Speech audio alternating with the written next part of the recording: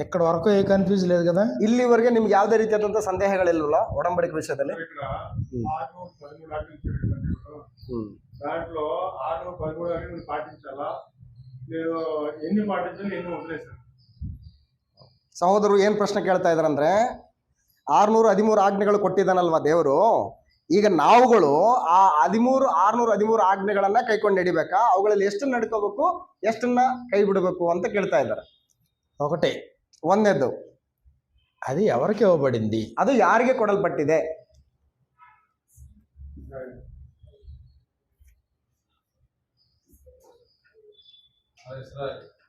ఆదాంకి ఇవ్వబడిందా, ಅದು ಆದಾಮನಿಗೆ ಕೊಡಲ್ಪಟ್ಟಿದ್ದ. 613 ఇవ్వబడిందా, ನೋಹನಿಗೆ ಕೊಡಲ್ಪಟ್ಟಿತ್ತ. అబ్రహాంకి ఇవ్వబడిందా, ಅಬ್ರಹಾಮನಿಗೆ ಕೊಡಲ್ಪಟ್ಟಿತ್ತ. ఇశ్రాయేలుకి ఇవ్వబడింది. ಅದು ಇಸ್ರಾಯೇಲರಿಗೆ ಕೊಡಲ್ಪಟ್ಟಿತ್ತು. ఇశ్రాయేలు యొక్క చట్టం, ಅದು ಇಸ್ರಾಯೇಲರ ಕಾನೂನು. ಅದು ఏమంటే చెప్పారు 6:13 ఆజ్ఞలో 245 పాటించినట్టు 360 డో నాట్ అని చెప్పారు. అందుకే కన్ఫ్యూజన్ అడిగారు. మనకి సంబంధం లేదు, ಅದು ನಮಗೆ ಒಟ್ಟ ಸಂಬಂಧನೇ ಇಲ್ಲ. ಅದು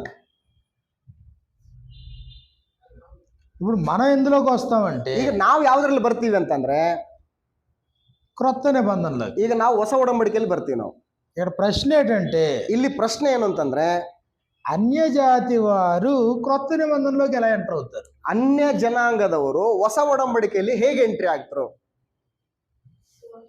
ఇశ్రాయేలు యూదా వారితో చేసిన నిబంధన కదా. ಅದು ಇಸ್ರಾಯೇಲ್ ರೊಟ್ಟಿಗೆ ಯಹೂದದವರೊಟ್ಟಿಗೆ ಮಾಡಿಕೊಂಡಂತ ಒಡಂಬಡಿಕೆ ಅಲ್ವಾ ಅದು? ఈ నిబంధనలోకి అన్యులు ఎలా ప్రవేశిస్తారు? ಈ ನಿಬಂಧನೆ ಒಳಗಡೆ ಒಡಂಬಡಿಕೆ ಒಳಗಡೆ ಅನ್ಯ ಜನಗಳು ಹೇಗೆ ಪ್ರವೇಶ ಪಡ್ಕೊಳ್ತಾರೆ?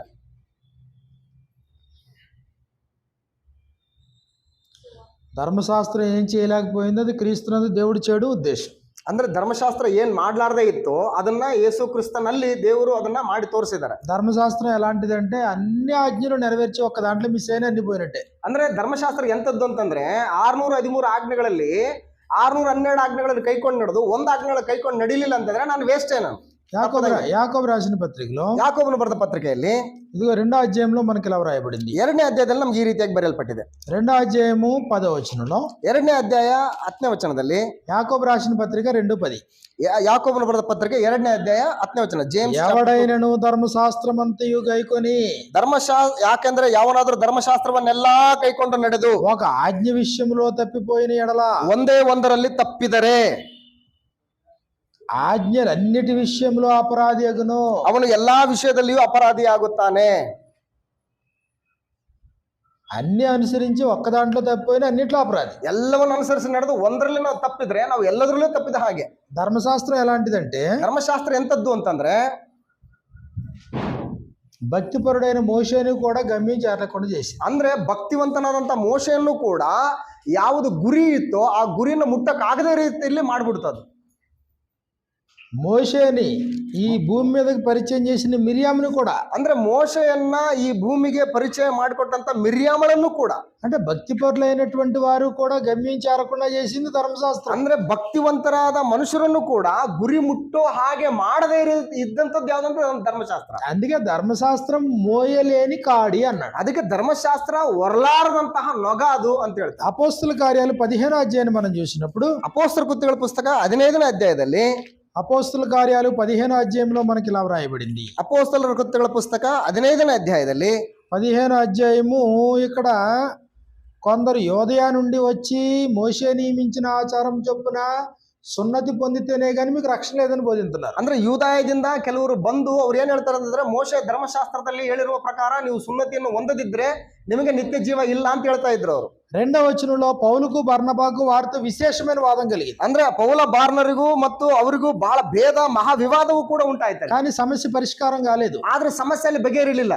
కాబట్టి ఇక్కడ ఉన్నటువంటి సంఘం ఏం చేసిందంటే, కొంతమంది మనుషుల్ని ఇచ్చి ఇదిగో యెరూషలేము సంఘానికి పంపించి దీని సొల్యూషన్ కనుక్కోమన్నారు. ಅಂದ್ರೆ ಇಲ್ಲಿರ್ತಕ್ಕಂಥ ಕೆಲವು ಜನಗಳನ್ನ ಪೌಲ ಬಾರ್ನಬರೊಟ್ಟಿಗೆ ಕಳಿಸಿ ಯೆರೂಸಲೇಮಿಗೆ ಕಳಿಸಿ ಅಲ್ಲಿ ಈ ಒಂದು ಸಮಸ್ಯೆಗೆ ಪರಿಹಾರ ಕಂಡುಕೊಳ್ಳಿ ಅಂತ ಕಳಿಸ್ಕೊಡ್ತು. కాబట్టి వాళ్ళందరూ కూర్చుని బహు తర్కం పెట్టుకున్నారు 6వ వచనంలో. ಅಂದ್ರೆ 6ನೇ ವಚನದಲ್ಲಿ ಅವರೆಲ್ಲರೂ ಅಲ್ಲಿ ಕೂತ್ಕೊಂಡು ಬಹಳ ಒಂದು ಚರ್ಚೆಗಳನ್ನ ಮಾಡ್ಕೊಳ್ತಾರೆ. 15:6 15ನೇ ಅಧ್ಯಾಯ 6ನೇ ವಚನದಲ್ಲಿ. అప్పుడు అపోస్తలులు పెద్దలు ఈ సంగతిని గురించి ఆలోచించుటకు కూడి వచ్చిరి. ಅಪೊಸ್ತಲರು ಸಭೆ ಹಿರಿಯರು ಈ ವಿಷಯವನ್ನು ಕುರಿತು ಆಲೋಚಿಸುವುದಕ್ಕೆ ಕೂಡಿ ಬಂದಿರುವಾಗ బహుతర్కము జరిగిన తర్వాత పేతురు లేచి వారితో ఇట్లనెను, ಬಹು ವಿವಾದವು ನಡೆದ ಮೇಲೆ ಪೇತ್ರನು ಎದ್ದು ಅವರಿಗೆ ಈ ರೀತಿಯಾಗಿ ಹೇಳಿದನು, సహోదరుల ఆరంభమంది అన్యజనులు నా నోట స్వార్థ వాక్యం విశ్వసించలాగన మీలో నన్ను దేవుడు ఏర్పరచుకోండి మీకు తెలియను. ಸಹೋದರರೇ, ಅನ್ಯ ಜನರು ನನ್ನ ಬಾಯಿಂದ ಸುವಾರ್ತೆ ವಾಕ್ಯವನ್ನು ಕೇಳಿ ನಂಬಬೇಕೆಂದು ದೇವರು ಬಹಳ ದಿವಸಗಳ ಹಿಂದೆ ನಿಮ್ಮೊಳಗಿಂದ ನನ್ನನ್ನು ಆರಿಸಿಕೊಂಡಿದ್ದು ನಿಮಗೆ ತಿಳಿದಿದೆ. కాబట్టి దేవుడు ఎలాంటి భేదాభిప్రాయం ఏర్పాటు చేయలేదు. ಆದ್ರಿಂದ ದೇವರು ಯಾವುದೇ ರೀತಿಯಾದಂತ ಭೇದಾಭಿಪ್ರಾಯವನ್ನು ಉಂಟು ಮಾಡಲಿಲ್ಲ.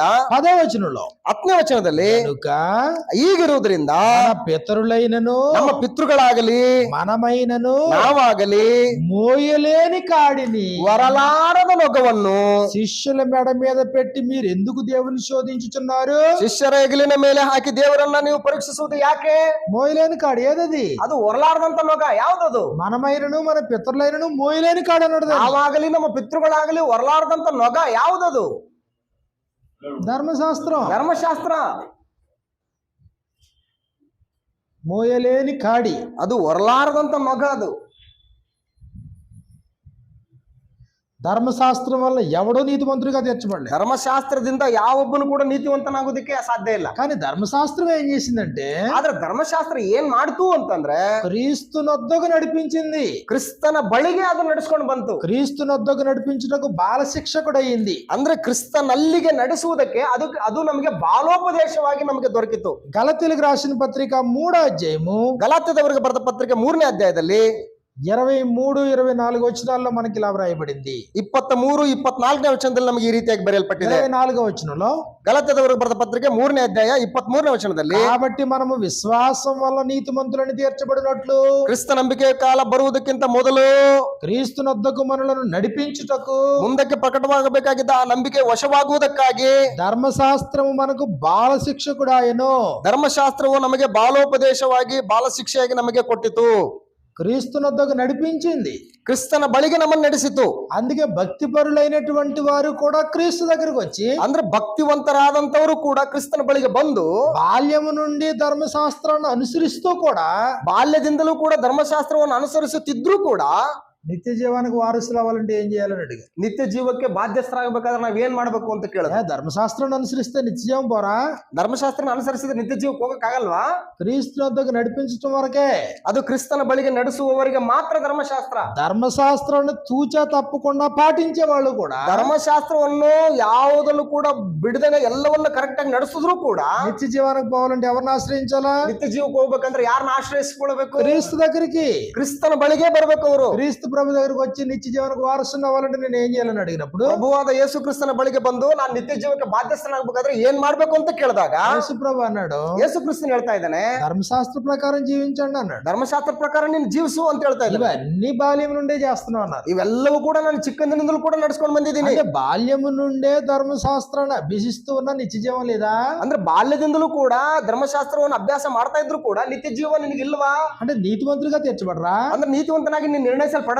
పాప క్షమాపణ లేదా? ನಿನಗೆ ಪಾಪ ಕ್ಷಮಾಪಣೆ ಇಲ್ವಾ? ಹಂಗಾದ್ರೆ ఏటేటా బలి అర్పిస్తున్నారు. ಸೊ ನೀವು ವರ್ಷ ತಿಂಗಳು ನೀವು ಬಲಿಗಳನ್ನ ಅರ್ಪಿಸ್ತಾ ಇದ್ರಿ. ఏటేటా పాపాలు జ్ఞాపకం వస్తున్నాయి. ಪ್ರತಿ ಸಾರಿ ಆ ಪಾಪಗಳು ನೆನಪಿಗೆ ಹಂಗೆ ಬರ್ತಾ ಇರ್ತವೆ. ధర్మశాస్త్రం వల్ల సంపూర్ణ సిద్ధి కలగలేదు. ಅಂದ್ರೆ ಧರ್ಮಶಾಸ್ತ್ರದ ಮೂಲಕ ಒಬ್ಬ ಮನುಷ್ಯ ಸಂಪೂರ್ಣವಾದ ಸಿದ್ಧಿಗೆ ಹೊಂದಲಾರ.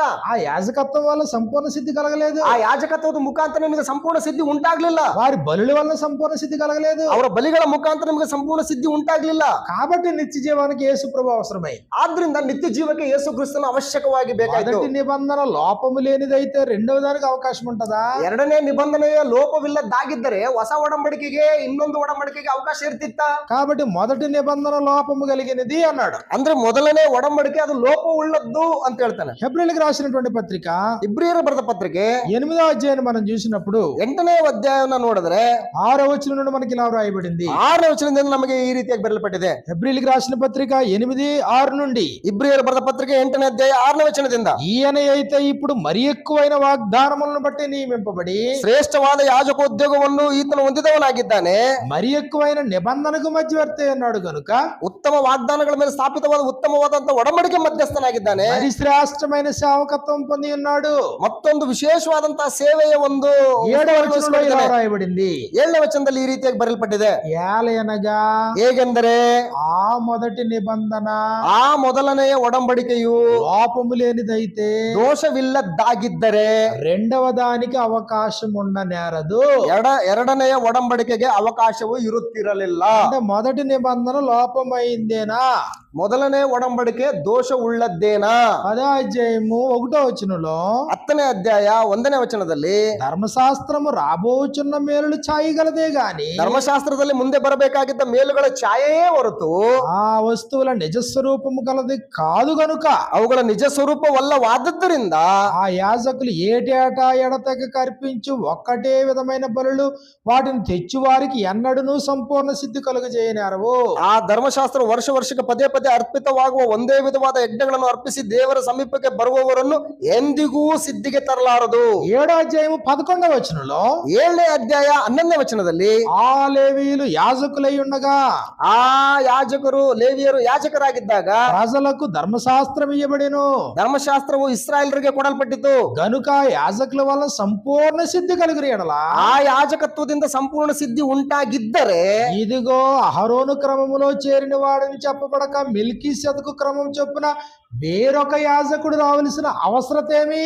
ಆರೋನನ ತರಹದವನಾಗಿರದೆ ಮೆಲ್ಕಿಜೆದೆಕನ ತರಹದ ಬೇರೊಬ್ಬ ಯಾಜಕನು ಬರುವುದಕ್ಕೆ ಅವಶ್ಯವೇನಿತ್ತು? అంటే లేవి యాజకత్వం ఫెయిల్ అయ్యింది, ಲೇವಿ ಯಾಜಕತ್ವ ಫೇಲ್ ಆಯ್ತು, వారు అల్పించే బలులు ఫెయిల్ అయినాయి. ಅದಕ್ಕೆ ಅರ್ಪಿಸುವಂತ ಬಲಿಗಳು ಕೂಡ ಫೇಲ್ ಆದವು. కాబట్టి పాత నిబంధన లోపం కలిగింది. ಆದ್ರಿಂದ ಹಳೆ ಒಡಂಬಡಿಕೆ ಲೋಪವುಳ್ಳದ್ದಾಗಿತ್ತು. కాబట్టి దాని వల్ల నిత్య జీవం. ಅದರಿಂದ ನಿತ್ಯ ಜೀವ ಅಂತದ್ದು రోమిలకు రాసిన పత్రిక 8వ అధ్యాయం 2వ వచనంలో ರೋಮ ಪತ್ರಿಕೆ 8ನೇ ಅಧ್ಯಾಯ 12ನೇ ವಚನದಲ್ಲಿ ధర్మశాస్త్రము దేనిని చేయజాలకపోయెనో, ಧರ್ಮಶಾಸ್ತ್ರವು ಯಾವುದನ್ನ ಮಾಡದೆ ಇರಲಾರದೆ ಇತ್ತು. ఇదిగో ధర్మశాస్త్రం దేన్ని చేయలేకపోయిందో దాన్ని దేవుడు చేశాడంట. ಧರ್ಮಶಾಸ್ತ್ರ ಏನು ಮಾಡಕ್ ಆಗ್ಲಿಲ್ವೋ ಅದನ್ನ ದೇವರು ಇವಾಗ ಮಾಡಿದ್ದಾನೆ. ధర్మశాస్త్రము దేనిని చేయజాలకపోయినో దాన్ని దేవుడు క్రీస్తునందు చేశాడు. ಧರ್ಮಶಾಸ್ತ್ರ ಯಾವುದನ್ನ ಮಾಡ್ಲಾರದೆ ಇತ್ತು ಅದನ್ನ ದೇವರು ಯೇಸು ಕ್ರಿಸ್ತನ ಮೂಲಕ ಇವಾಗ ನೆರವೇರಿಸಿದ್ದಾನೆ. ధర్మశాస్త్రం ఏం చేయలేకపోయింది? ಧರ್ಮಶಾಸ್ತ್ರ ಏನ್ ಮಾಡ್ಲಾರದೆ ಹೋಯ್ತು? మనుషులు నీతిమంతులుగా తీర్చలేకపోయింది. ಮನುಷ್ಯರನ್ನು ನೀತಿವಂತರನ್ನಾಗಿ ಮಾಡಕ್ ಆಗ್ಲಿಲ್ಲ ಅದ್ರ ಕೈಯಿಂದ. ధర్మశాస్త్రం మోయలేని కాడయింది. ಅದು ಧರ್ಮಶಾಸ್ತ್ರ ಹೊರಲಾರದಂತ ನೊಗ ಆಗಿರುವಾಗ ధర్మశాస్త్రం బాల శిక్షకుడు అయింది. ಧರ್ಮಶಾಸ್ತ್ರ ಅದು ಬಾಲ ಶಿಕ್ಷೆ ಆಗಿತ್ತು, ಬಾಲೋಪದೇಶ ಮಾಡ್ತಾ ಇತ್ತು. కాబట్టి ఇప్పుడు లోపం కలిగినటువంటి ధర్మశాస్త్రాన్ని దేవుడు దానికంటే ఉన్నతమైనటువంటి ఇదిగో నిబంధన చేయబోతున్నాడు. ಅದಕ್ಕಿಂತ ಉತ್ತಮವಾದಂತಹ ನಿಬಂಧನೆಯನ್ನ ದೇವರು ಇವಾಗ ಯೇಸು ಕ್ರಿಸ್ತನ ಮುಖಾಂತರ ಮಾಡ್ತಾ ಇದ್ದಾನೆ. కాబట్టి అది మనమైనను మన పితరులైనను మోయలేని కాడన్నాడు. ಅಂದ್ರೆ ಅದು ಧರ್ಮಶಾಸ್ತ್ರ ಆ ಒಡಂಬಡಿಕೆ ಅನ್ನುವಂಥದ್ದು ನಾವಾಗ್ಲಿ ನಮ್ಮ ಪಿತೃಗಳಾಗ್ಲಿ ಹೊರಲಾರದಂತ ಒಂದು ದೊಡ್ಡ ನೊಗ. ಅದು మళ్ళీ మోయలేని కాడిని మన నెత్తి మీద వేసుకోవడం ఎందుకు? ಮತ್ತೆ ನಾವು ಹೊರಲಾರದಂತ ನೊಗನ ಮತ್ತೆ ನಾವು ಹೆಗಲ ಮೇಲೆ ಹಾಕೊಳ್ಳೋದು ಏನಕ್ಕೆ? అంతకంటే మరి శ్రేష్టమైనది ఉంది. ಅದಕ್ಕಿಂತಲೂ ದೊಡ್ಡ ಶ್ರೇಷ್ಠವಾದದ್ದು ಇನ್ನೊಂದಿದೆ. యేసుప్రభు అన్నాడు, ಯೇಸು ಕ್ರಿಸ್ತನ್ ಹೇಳಿದ್ದಾನೆ, నా కాడి సులువుగాను ನನ್ನ ನೊಗವು ಹೌರವಾದದ್ದು. ఆ కాడి సులువు అన్నాడా? ನನ್ನ నగವು ಹೌರವಾದದ್ದು. భారము తేలికగాను ఉందన్నాడా? ನನ್ನ ಭಾರ ಬಹಳ ಹಗುರವಾಗಿದೆ ಅಂತ ಹೇಳ್ತಾನೆ. అంటే ఈజియెస్ట్ వే చెప్పాడైనా. ಅದಕ್ಕಿಂತಲೂ ಈಸಿ ಆಗಿರುವಂತದ್ದು ಹೇಳಿದಾನೆ ಆತನು. మళ్ళీ దాని దగ్గర పోవడం ఎందుకు? ಮತ್ತೆ ಅದ್ರ ಬಳಿಗೆ ಹೋಗೋದು ಯಾಕೆ? నరహత్య చేయొద్దు అక్కడ, ಅಲ್ಲಿ ನರಹತ್ಯೆ ಮಾಡಬಾರ್ದು ಅಲ್ಲಿ. కానీ ಆದ್ರೆ పాపం చేసిన వాడిని బయటికి తీసుకెళ్లి కొట్టి చంపాలి. ಅಂದ್ರೆ ಪಾಪ ಮಾಡಿದಂತವನ್ನ ಹೊರಗಡೆ ತಗೊಂಡೋಗಿ ಕಲ್ಲೊಡೆದು ಸಾಯಿಸ್ಬೇಕು. ఎవరు చంపాలా? ಯಾರು ಸಾಯಿಸ್ಬೇಕು? దేవుని ప్రజలు చంపాలి. ದೇವರ ಜನರೇ ಸಾಯಿಸ್ಬೇಕು. అంటే దేవుని ప్రజలు ఎలా తయారయ్యారు? ಅಂದ್ರೆ ದೇವರ ಪ್ರಜೆಗಳು ಹೆಂಗ್ ತಯಾರಾಗಿದ್ದಾರೆ? పాపం చేసిన వాడు చంపడం. ಅಂದ್ರೆ ಪಾಪ ಮಾಡಿದಂತವ್ರನ್ನ ಸಾಯಿಸುವಂತಾರೆ. పోలీసులు చంపడం కాదు, పోలీసులు చంపడం కాదు. ಅಂದ್ರೆ ಪೊಲೀಸರನ್ನ ಸಾಯಿಸುವಂತದಲ್ಲ. విశ్రాంతి దినాన్ని ఎవడైనా కట్లు ఏరుకున్నాడు అనుకో, ಅಂದ್ರೆ ವಿಶ್ರಾಂತಿ ಸಬ್ಬತ್ ದಿನದಲ್ಲಿ ಯಾರಾದ್ರೂ ಕಟ್ಟಿಗೆಗಳನ್ನ ಕೂಡ್ಸ್ಕೊಂಡು ಬರುತ್ತಾನಂತ ಇಟ್ಕೊಳ್ಳಿ. విశ్రాంతి దినాన్ని ఆరాధించడానికి వచ్చిన వాళ్ళందరూ ఏం చేయాలా? ಅಂದ್ರೆ ವಿಶ್ರಾಂತಿ ದಿನದಲ್ಲಿ ಆರಾಧಿಸೋದಕ್ಕೆ ಬಂದಂತವ್ರೆಲ್ಲರೂ ಕೂಡ ಏನ್ ಮಾಡ್ಬೇಕು? ಅವನ್ನ రాని వాడిని ಅಲ್ಲಿಗೆ ವಿಶ್ರಾಂತಿ ದಿನಕ್ಕೆ ಬರ್ಲಾರ್ದಂತವನ್ನ మరుసటి రోజున ಮಾರನೇ ದಿನದಲ್ಲಿ ఊరికి వెలపలకు తీసుకెళ్లి ಊರು ಹೊರಗಡೆ ಕರ್ಕೊಂಡು ಹೋಗಿ రాళ్ళు తీసుకుని ಕಲ್ಲು ತಗೊಂಡು మధ్యలో నిలబెట్టి ನಡುವೆ ನಿಲ್ಸಿ అందరూ రాళ్ళతో కొట్టి చంపాలి. ಎಲ್ಲರೂ ಕಲ್ಲು ಹೊಡೆದು ಅವ್ನು ಸಾಯಿಸ್ಬೇಕು. ఎలా మారిపోతారు? కఠినలుగా మారిపోరా? ಹೆಂಗ್ ಬದಲಾಗ್ತಾರೆ? ಕಠಿಣವಾಗಿ ಬದಲಾಗ್ತಾರಲ್ವಾ? మోయలేని కాడి మళ్ళీ అదేంది మన నెత్తి మీద పెట్టుకోవడం. ಮತ್ತೆ ಹೊರಲಾರ್ದಂತ ಅದನ್ನ ಯಾಕೆ ನಾವು ಹೆಗಲ ಮೇಲೆ ಹೊತ್ಕೊಳ್ಳೋದು? ಮತ್ತೆ కాబట్టి ఇక్కడ లైన్ వేరు, ಇದು ಲೈನ್ ಬೇರೆ. ಇದು ఇక్కడ క్షమించటం, ಇದನ್ನು ಕ್ಷಮಿಸುವಂತ ಲೈನ್, ప్రేమించటం, ಪ್ರೀತಿಸುವಂತ ಲೈನ್, సహించటం, ಸಹಿಸುವಂತ ಲೈನ್. లేకపోతే మనం దీర్ఘశాంతం కలిగి ఉండడం, ಇಲ್ಲ ಅಂತಂದ್ರೆ ನಾವು ದೀರ್ಘ ಶಾಂತಿಯಿಂದ ಇರುವಂತದ್ದು, జీవితాన్ని దిద్దుకోవడం, ಜೀವಿತವನ್ನ ತಿದ್ದುಕೊಳ್ಳುವಂತದ್ದು, హృదయ సంబంధమైన మార్పు పొందడం, ಹೃದಯ ಸಂಬಂಧವಾದಂತ ಮಾರ್ಪಾಟನ್ನು ಹೊಂದುವಂತದ್ದು, హృదయ సంబంధమైనటువంటి దురాశల్ని విసర్జించటం, విసర్జించడం. ಹೃದಯ ಸಂಬಂಧವಾದಂತ ದುರಾಶೆಗಳನ್ನ ವಿಸರ್ಜಿಸುವಂತದ್ದು. కాబట్టి దానికంటే ఎంతో తేలిక చేశాడు దీన్ని. ಅದಕ್ಕಿಂತಲೂ ಎಷ್ಟೋ ಹಗುರವನ್ನಾಗಿ ಇದನ್ನ అందుకే ప్రభువైన యేసుక్రీస్తు వారు మాట్లాడుతూ, ಅದಕ್ಕೆ ಯೇಸು ಕ್ರಿಸ್ತನು ಮಾತಾಡ್ತಾ, ఇదిగో పూర్వీకులతో చెప్పబడిన మాట మీరు విన్నారు కదా, ಇಗೋ ಪಿತೃಗಳೊಂದಿಗೆ ಹೇಳಲ್ಪಟ್ಟಂತ ಮಾತುಗಳನ್ನು ನೀವು ಕೇಳಿದ್ದೀರಲ್ಲ. నేను మీతో చెప్పినది ఏమనగా, ಈಗ ನಾನ್ ನಿಮಗೆ ಹೇಳೋದೇನಂತಂದ್ರೆ, ఇదిగో ధర్మశాస్త్రంలో పూర్వీకులతో చెప్పబడిన ధర్మశాస్త్రాన్ని మీరు విన్నారు కదా, ಧರ್ಮಶಾಸ್ತ್ರದಲ್ಲಿ ನಿಮ್ಮ ಪಿತೃಗಳೊಟ್ಟಿಗೆ ಹೇಳಿದಂತವುಗಳನ್ನ ನೀವು ಕೇಳಿದಿರಲ್ಲ. ఇదిగో నేను మీతో చెప్పినది ఏమనగా, ಈಗ ನಾನ್ ನಿಮಗೆ ಹೇಳೋದೇನೆಂದ್ರೆ, అనేక విషయాల్లో యేసు ప్రభు సున్నితంగా చెప్పాడు. ಅನೇಕ ವಿಷಯಗಳನ್ನ ಬಹಳ ಸುಲಭವಾದಂತ ರೀತಿಯಲ್ಲಿ ಹೇಳ್ಕೊಟ್ಟಿದ್ದಾರೆ. మత్తయి సువార్త 5, 6, 7 అధ్యాయాల్లో ಮತ್ತಾಯನ ಬರೆಸುವಾರ್ಥ 5, 6, 7 ಅಧ್ಯಾಯಗಳಲ್ಲಿ దేవుని యొక్క రాజ్య పౌరుల యొక్క ఎజెండా తెలియజేశాడు. ದೇವರ ರಾಜ್ಯದ ಪೌರನ ಒಂದು ಅಜೆಂಡಾ ಹೇಗಿದೆ ಅನ್ನೋದನ್ನ ಸಿದ್ಧ ಮಾಡಿಕೊಟ್ಟಿದ್ದಾರೆ. ధర్మశాస్త్రం కంటే ఎంతో సున్నితమైనటువంటి ధర్మశాస్త్రాన్ని ఇచ్చాడు. ಧರ್ಮಶಾಸ್ತ್ರಕ್ಕಿಂತಲೂ ಎಷ್ಟೋ ಸುಲಭವಾಗಿರುವಂತ ಧರ್ಮಶಾಸ್ತ್ರವನ್ನ ಯೇಸು ಕ್ರಿಸ್ತನು ಕೊಟ್ಟಿದ್ದಾನೆ. కాబట్టి ಆದ್ರಿಂದ ధర్మశాస్త్రం ఇవ్వబడింది, ಧರ್ಮಶಾಸ್ತ್ರ ಕೊಡಲ್ಪಟ್ಟಿದೆ. 613 ఆజ్ఞలు కలిగిన ధర్మశాస్త్రం ఇవ్వబడింది. 613 ಆಜ್ಞೆಗಳನ್ನು ಒಳಗೊಂಡಂತ ಧರ್ಮಶಾಸ್ತ್ರ ಕೊಡಲ್ಪಟ್ಟಿದೆ. అది ఒక జాతికి, ಅದು ಒಂದು ಜನಾಂಗಕ್ಕೆ. అయితే ಆದ್ರೆ అది లోపం కలిగింది కాబట్టి, ಅದು ಲೋಪವುಳ್ಳದ್ದಾಗಿರುವುದರಿಂದ, మొయ్యలేని కాడు కాబట్టి, ಅದು ಹೊರಲಾರದ ನೊಗವಾಗಿರುವುದರಿಂದ, అది కేవలం ఛాయ్ కాబట్టి, ಅದು ಕೇವಲ ನೆರಳಾಗಿರುವುದರಿಂದ, ఇదిగో దానికంటే బెటర్ వన్ ఇస్తున్నాడు. ಅದಕ್ಕಿಂತಲೂ ಕೂಡ ಶ್ರೇಷ್ಠವಾದದ್ದನ್ನು ಕೊಡ್ತಾ ಇದ್ದಾನೆ. క్రొత్త నిబంధన ఎవరితో? ಹೊಸ ಒಡಂಬಡಿಕೆ ಯಾರೊಟ್ಟಿಗೆ? యోధావారితో, ಯಹೂದದವರೊಂದಿಗೆ, ఇశ్రాయేలు వారు. ಇಸ್ರಾಯೇಲ್ರವರೊಂದಿಗೆ. అయితే యోధా ఇశ్రాయేల్ వారితో మనం ఎలా యాడ్ అవుతాం? ಯಹೂದ ಮತ್ತು ಇಸ್ರಾಯೇಲ್ರೊಟ್ಟಿಗೆ ನಾವ್ ಹೆಂಗೆ ಆಡ್ ಆಗ್ತೀವಿ? ಹೇಗೆ? యూదా గోత్రపు ఆయన యేసుక్రీస్తు ద్వారా మనము అక్కడ యాడ్ అవుతాము. యోధా గోత్రం నుంచి యేసుక్రీస్తు, యోధా గోత్రం ఒకే యేసు ప్రభు యాడ్ అయ్యాడు. మనం ఎలాగా? ನಾವು ಹೇಗೆ యాడ్ ಆಗ್ತೀವಿ?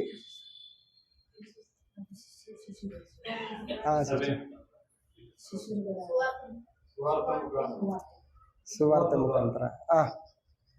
ಇಲ್ಲಿ ಒಳಗೆ ಇಟ್ಕೊಬಿಡ್ರಿ, చెప్తున్నాయన్నీ కరెక్టే, కరెక్టే. ఆత్మీయ సున్నతి పొందుట ద్వారా, ఆత్మ సంబంధమైన సున్నతి పొందటం వల్ల.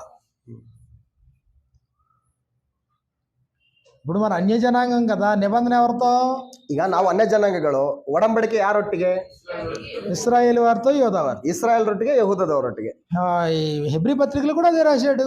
ಇಬ್ರಿ ಪತ್ರಿಕೆಯಲ್ಲೂ ಕೂಡ ಅದೇ ಬರೆದಿದ್ದಾನೆ. హెబ్రీలకు రాసిన పత్రిక 8వ అధ్యాయంలో, ಇಬ್ರಿ ಪತ್ರಿಕೆ 8ನೇ ಅಧ್ಯಾಯದಲ್ಲಿ, హెబ్రీలకు రాసిన పత్రిక 8వ అధ్యాయము 8ನೇ ಅಧ್ಯಾಯ 8వ వచనంలో మనకి ఇలా వ్రాయబడింది. 8ನೇ ವಚನದಲ್ಲಿ ನಮ್ಗೆ ಈ ರೀತಿಯಾಗಿ ಬರೆಯಲ್ಪಟ್ಟಿದೆ. అయితే ఆయన అపేక్షించి వారితో ఇలాగ చెప్పుచున్నాడు, ಆದರೆ ದೇವರು ಆ ಒಡಂಬಡಿಕೆಗೆ ಸೇರಿದವರ ಮೇಲೆ ತಪ್ಪು ಹೊರಿಸಿ ಹೀಗೆಂದನು, ప్రభు ఇట్లనెను, ఇదిగో ఒక కాలము వచ్చుచున్నది, ಇಗೋ ಒಂದು ಕಾಲ ಬರ್ತಾ ಇದೆ, అప్పటిలో ఇశ్రాయేలు ఇంటి వారితోను యోధా ఇంటి వారితోను నేను క్రొత్త నిబంధన చేయుదును.